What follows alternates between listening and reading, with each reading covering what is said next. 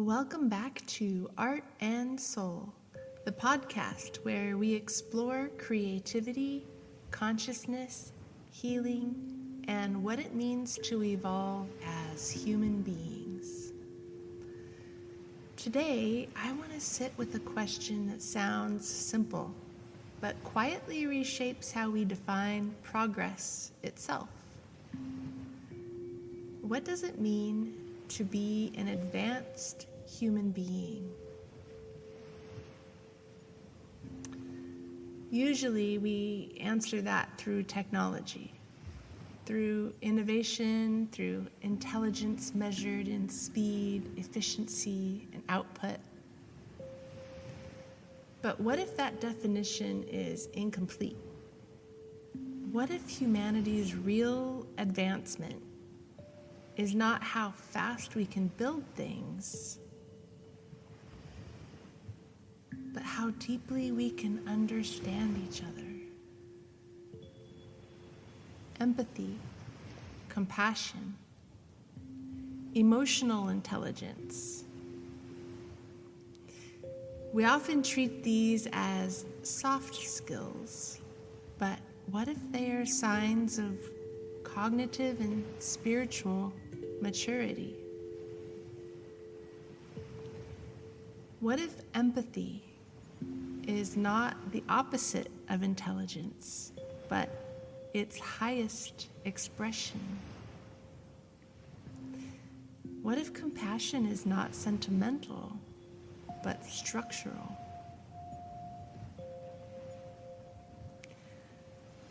An inner architecture that determines whether societies fragment or evolve.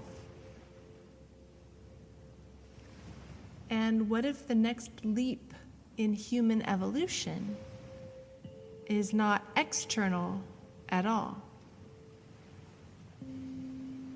but internal, not technological, but relational, emotional, conscious?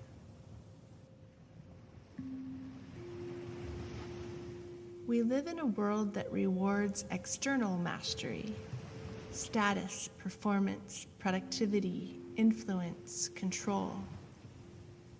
We are trained to optimize everything except how we relate to one another. We celebrate intelligence when it builds systems, but rarely ask whether those systems are humane. And history keeps showing us a painful truth. Intelligence without compassion does not remain neutral. It becomes precision without wisdom, capability without restraint, progress without consciousness, and eventually disconnection disguised as success. This is not an argument against intelligence. It is a reminder that intelligence alone is incomplete, because a society can be technologically advanced and emotionally underdeveloped at the same time. And that imbalance always reveals itself in burnout, in polarization, in loneliness, in systems that function efficiently but feel increasingly inhuman. So maybe the real question is not whether we are getting smarter, but whether we are getting more whole.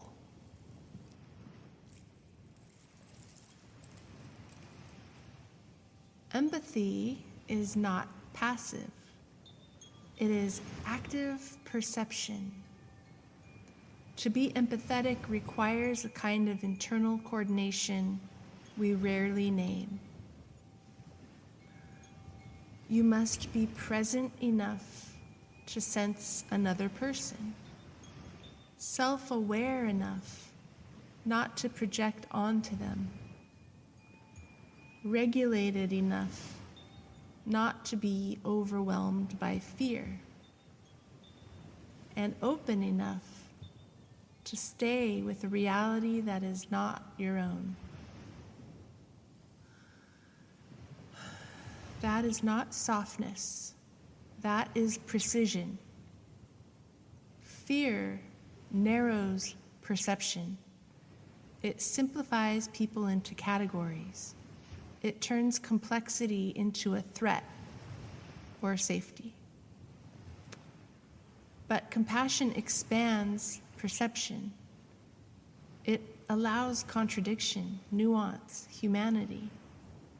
Fear says, protect yourself.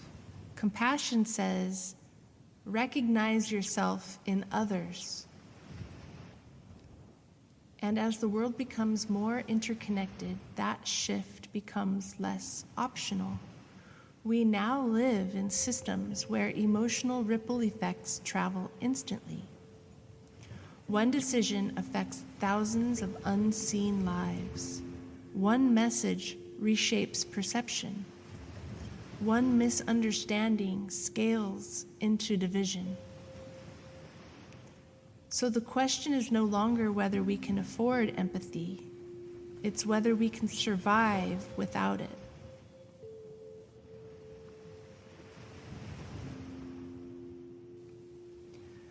We are living through an emotional transition in human history. Not just technological acceleration, and not just political tension, but an evolutionary demand for maturity. We are asking to grow up emotionally as a species, to move beyond dominance as a default, beyond identity as separation, beyond measuring human worth by usefulness.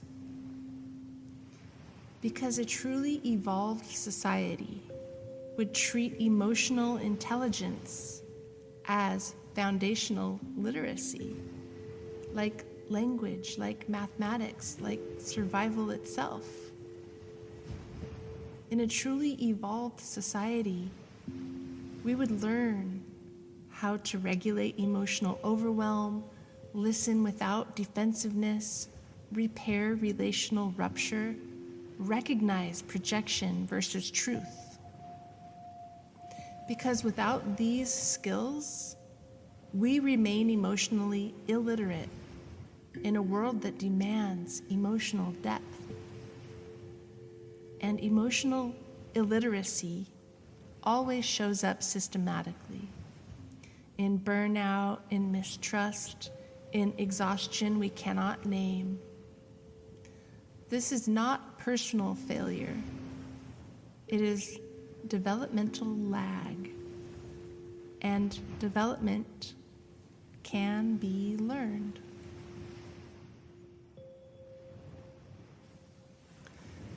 Compassion is often misunderstood as softness,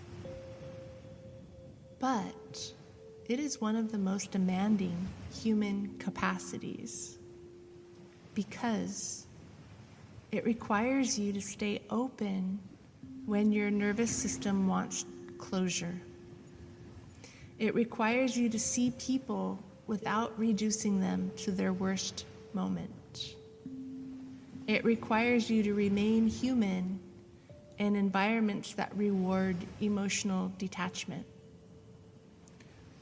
Cynicism is easier, judgment is easier, withdrawal is easier. Compassion is harder because it asks you to stay present without turning discomfort into dehumanization. And that takes courage, not dominance, but internal strength. The ability to regulate your own reactivity instead of projecting it outward. And this is where transformation begins. not externally, internally. Because before systems change, perception changes. Before perception changes, attention changes. Before attention changes, consciousness changes. And consciousness is shaped in how we choose to see each other, moment by moment. Much of modern exhaustion is not informational overload. It is relational depletion. We are surrounded by communication, but lacking connection. Exposed to content, but rarely held in presence. And without presence, the nervous system stays on alert. So people become tired, not just because they're feeling too much, but because they are not being emotionally met. Compassion interrupts that pattern because compassion communicates something simple. You are not alone in this experience. And when that lands, something shifts.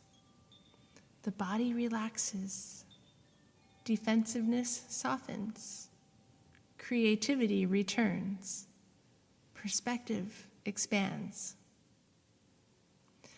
Not because circumstances change, but because isolation decreases. And humans do not thrive on efficiency alone. They thrive on recognition.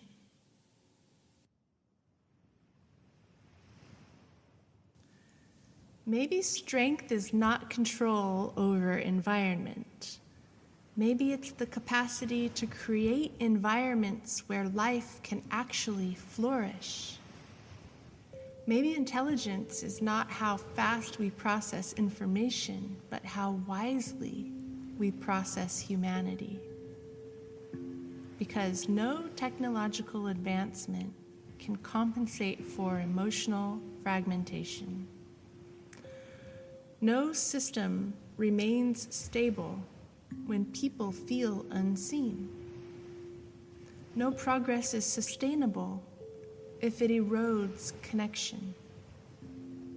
So emotional intelligence is not a supportive skill for civilization, it is the infrastructure of civilization.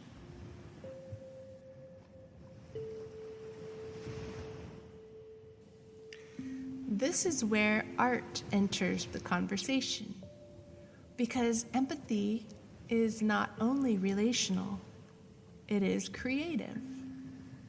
Artists are constantly doing something that looks simple from the outside, but is cognitively complex. They take internal experience, feelings, memories, contradictions, and translate it into something others can perceive. That translation is empathy in action. Not just, I understand you, but I can shape something that lets you feel what I feel. That is emotional engineering. A painting, a song, a film, a poem. They are bridges between inner worlds. So creativity is not just expression, it is connection made tangible.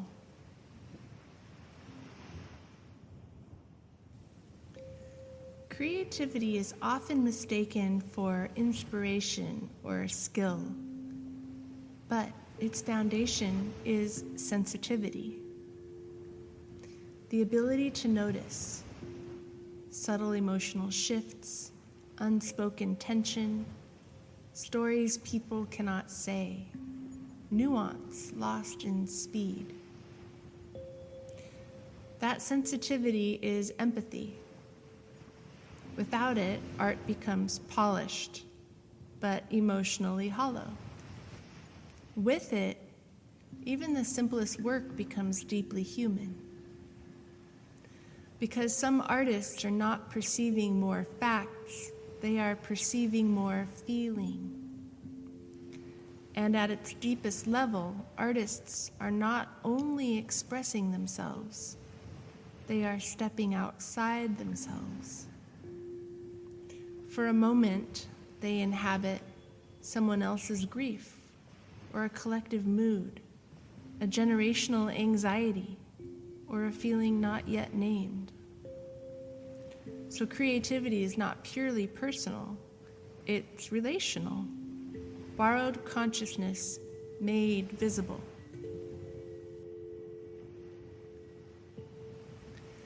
If empathy is essential for human evolution, then art is one of the systems that trains it. Art allows people to experience lives they've never lived, feel emotions they have avoided, recognize shared humanity across difference, and practice emotional presence safely. In that sense, art is not entertainment first. It is rehearsal for being human. It expands what we can hold.